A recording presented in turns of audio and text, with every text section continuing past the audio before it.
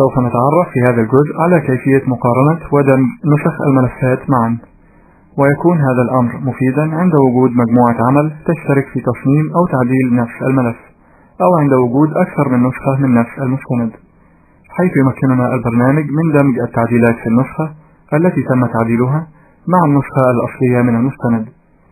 وعند مقارنة ودمج الملفات يجب مراعاة أن تكون النسخة المعدلة هي المفتوحة حاليا في البرنامج، بحيث يتم اختيار النسخة الأصلية أثناء عمل المقارنة.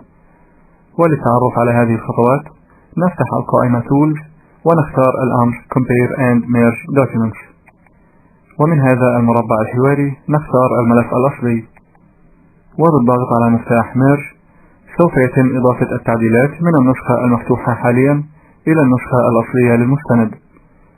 وبالضغط على السهم الموجود في المفتاح Merge سوف تظهر قائمة الخيارات الخاصة بعملية الدمج، فباختيار Merge into Current Document سيتم إضافة التعديلات من النسخة الأصلية إلى النسخة المفتوحة حاليا، وباختيار Merge into New Document سيتم دمج كلا النسختين في ملف جديد، فنختار Merge into New Document، فيقوم البرنامج بدمج الملفين معا في مستند جديد.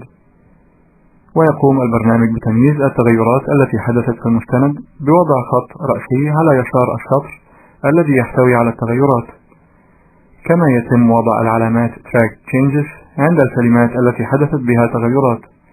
والوضع الافتراضي في البرنامج هو وضع خط أسفل الكتابات الجديدة التي تم إدراجها في المستند، ووضع خط في منتصف الكلمات التي تم حذفها من المستند. وبعد دمج هذه التغيرات لا بد من قبول أو إهمال هذه التغيرات باستخدام المفاتيح التي نراها في شريط الأدوات Reviewing. ويتم قبول جميع التغيرات بالضغط على السهم الموجود في المفتاح Accept Changes واختيار Accept All Changes in Document، فتختفي جميع علامات تحديد التغيرات Tracked Changes من المستند. ثم نقوم بحفظ المستند بالضغط على مفتاح Save من شريط الأدوات Standard Toolbar.